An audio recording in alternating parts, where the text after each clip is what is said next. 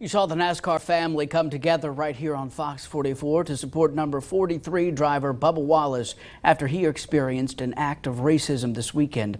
Fox 44's Brian Glenn spoke to a workplace culture expert about what we can all do to stand up against racism. And joining us now, I'll ask you, what can a company do to get out in front of any potential discriminatory actions or racist actions that might occur in their workplace?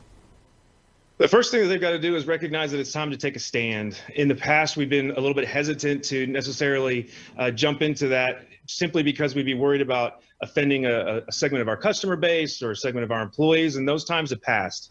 We have to take a stand and recognize that there is no room for discrimination, no room for racism, and then we've got to communicate that out to all of our people and make sure that we are being completely clear on what the expectations are and that we're also listening, giving them an opportunity to provide feedback to us to make sure that we're not missing something or that we aren't trying to force something down somebody's throat that doesn't make sense.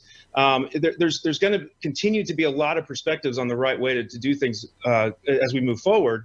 And we've got to make sure that we're listening to others. And then the final thing I'd say is being transparent, making sure that you recognize that you don't have all of the answers right now. None of us do, but we're moving down a path to make sure that we're finding those answers. We're being creative with our solutions. And we're demonstrating to our people that it's important to us and it should be important to them. And, you know, business has a unique opportunity to be a platform for change because of the amount of time that we spend with our people. I mean, we spend in normal circumstances, we're with our people at least 40 hours a week. And you don't get that with community leaders or church or anything else. And that's really, it makes it all that much more important to do something about it now.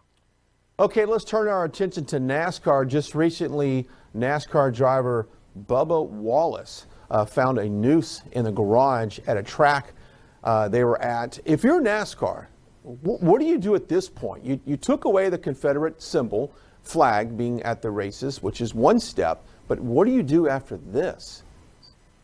Man, it's just despicable that anybody would even think that that was okay to consider. But I think that it goes back to what we were just talking about. They have to really double down. I mean, I applaud them for finally standing up and whether, no matter what you think about the Confederate flag, for a large group of people, it's very offensive and it needs to go away. And I saw a report where there was an airplane circling with the flag. And I mean, that just proves there's a lot of work to be done.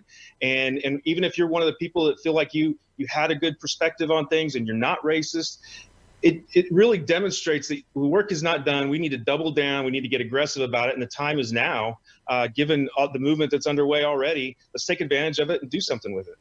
Great advice, Joe Patterson. Thanks for joining us today. Thanks, Brian. Thank you.